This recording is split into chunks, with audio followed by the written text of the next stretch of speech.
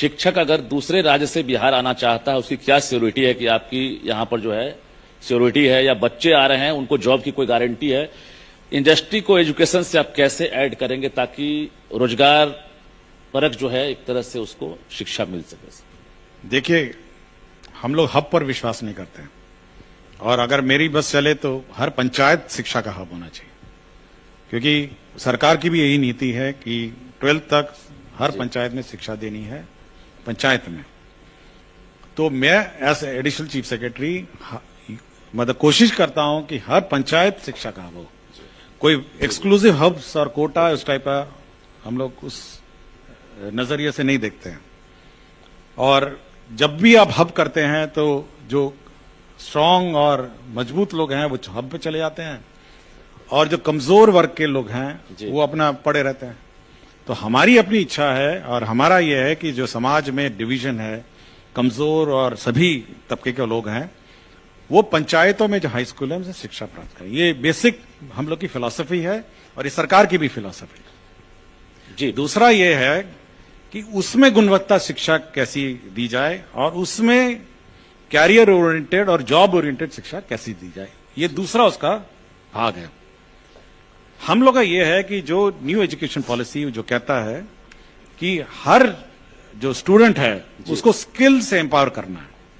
विशेषकर आपके जो स्किल एम्पावरमेंट है 9th 10th 11th 12th, उसका स्किल एम्पावरमेंट पर अब इस साल हम लोग जोर दे रहे हैं, जिसमें हम लोग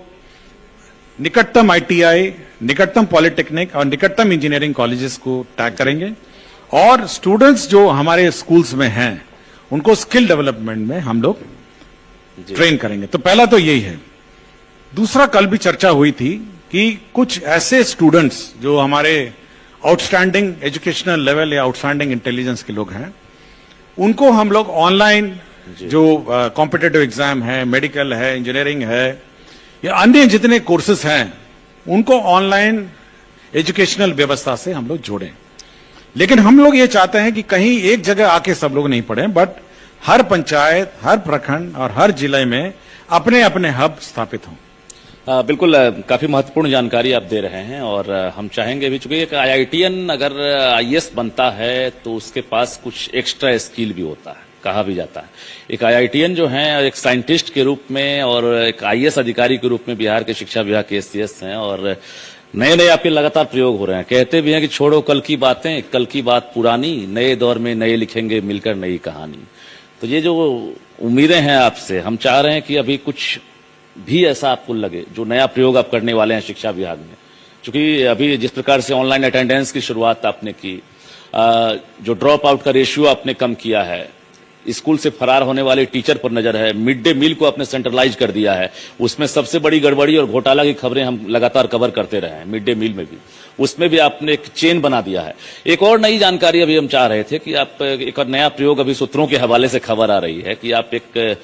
हेडमास्टर को लेकर कुछ नया प्रयोग करने वाले हैं कि मिड डे मील उनके हाथ से जा सकता है। तो ये क्या मतलब चेन रिएक्शन चलता है कि हेडमास्टर को लेकर टीचर को आप दे रहे हैं जिम्मा की उनकी निगरानी आप करें, अब क्या प्रयोग हो रहा? देखिए, हम लोग का ये मत है विभाग का भी कि जो शैक्षणिक डिलीवरी व्यवस्था है, मतलब जिस माध्यम से शिक्षा डिलीवर होता है, उसको जो पेरिफेरी एक्टिविटीज हैं उससे दूर रखा जाए। आपने देखा होगा जब जिला शिक्षा पदाधिकारी मतलब निर्माण कार्य में लगे हुए थे तो उनका ध्यान जो था वो निर्माण कार्य में था और शिक्षा में कम हो गया था।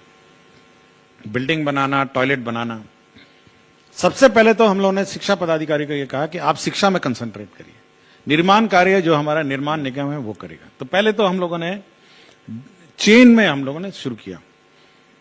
दूसरा, हम लोगों ने कहा कि जो प्रखंड जो हेडमास्टर साहब हैं वो भी कॉन्ट्रैक्ट का काम नहीं करेंगे। बिल्कुल, पहले उनको भी कुछ कॉन्ट्रैक्ट का काम था, किसी को पेयजल बना रहा था, कोई कुछ बना रहे थे, तो उनको भी उससे अलग कर दिया। हम लोगों ने यह कहा कि जो हमारे हेडमास्टर्स हैं वो भी अपना शैक्षणिक कार्य करिए, और केवल हम लोगों ने उनको 50,000 का लिमिट दिया कि ब्लैक बोर्ड ठीक कर लीजिएगा, बिजली ठीक कर लीजिएगा, नल ठीक कर लीजिएगा, और छोटे मोटे रिपेयर्स अपना पंखा वंखा ठीक कर लीजिएगा, वहां तक कर लिया। लेकिन एक चीज अभी भी प्रॉब्लमेटिक है, वो है ये मिड डे मील। जी, और मिड डे मील के चलते हम लोग की जो व्यवस्था है, हम लोग जब ये रिपोर्टिंग देखते हैं, और हम लोगों ने, आपको याद होगा कि 30 टैबलेट भी हम लोगों ने बांटे हैं, पायलट प्रोजेक्ट वो चल रहा है, बिल्कुल एक 30 टैबलेट्स चल रहा है, जी जी जो स्कूल में मॉनिटरिंग करता है कि कितने बच्चे आए, कितनों खाना खिलाया, कितने अटेंडेंस है और क्या चल रहा है स्कूल में, मतलब सुबह सुबह क्या प्रार्थना होती है, सब वो रिकॉर्ड होता है। और दूसरा हम लोगों ने पायलट प्रोजेक्ट चलाया कि हेडमास्टर से हम लोगों ने मिड डे मील हटाया। देखिए, मिड डे मील में एक प्रॉब्लम हो रहा है, मतलब अभी हम लोग रिजॉल्व इसको करने की कोशिश में लगे हैं कि उससे क्या हो रहा है कि एक तो हेडमास्टर साहब के जिम्मे है, तो हेडमास्टर इतने व्यस्त हो जाते हैं उस मिड डे मील में कि बाकी उनका जो काम है, उनका काम क्या है, उनका काम है कि टीचर्स समय पे आए नहीं आए, टीचर्स कोर्स पढ़ा रहे हैं नहीं पढ़ा रहे हैं, आज कौन सी कक्षा में क्या पढ़ाई हो रहा है, आज होमवर्क कौन टीचर दे रहा है, कौन होमवर्क टीचर नहीं दे रहा है, तो बेसिक उसका क्या काम है। और स्टूडेंट्स बच्चे आ रहे हैं, और अब इस साल हम लोग जोर दे रहे हैं जिसमें हम लोग निकटतम आईटीआई, निकटतम पॉलिटेक्निक और निकटतम इंजीनियरिंग कॉलेजेस को टैग करेंगे, और स्टूडेंट्स जो हमारे स्कूल्स में हैं उनको स्किल डेवलपमेंट में हम लोग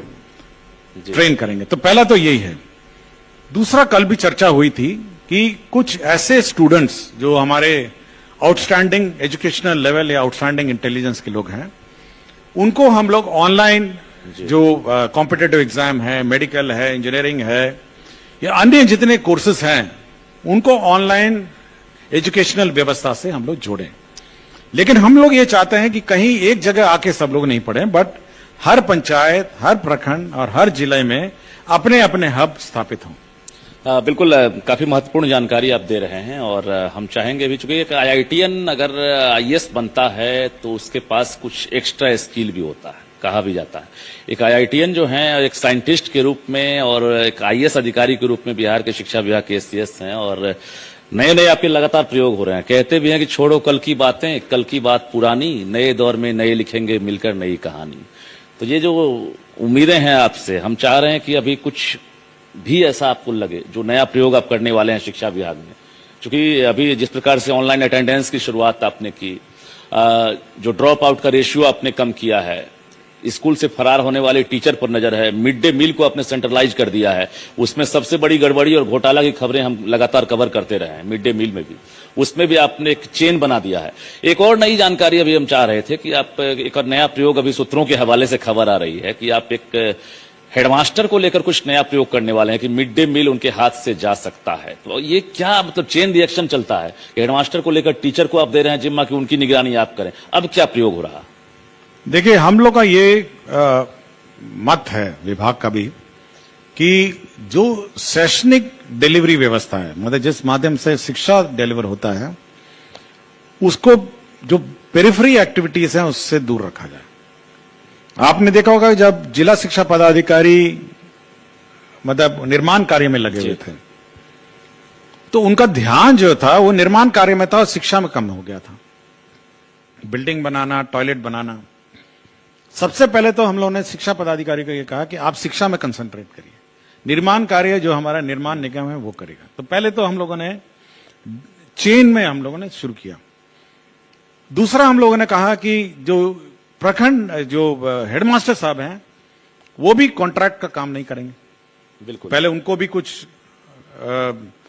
कॉन्ट्रैक्ट का काम था, किसी को पेयजल बना रहा था, कोई कुछ बना रहे थे, तो उनको भी उससे अलग कर दिया। हम लोगों ने यह कहा कि जो हमारे हेडमास्टर्स हैं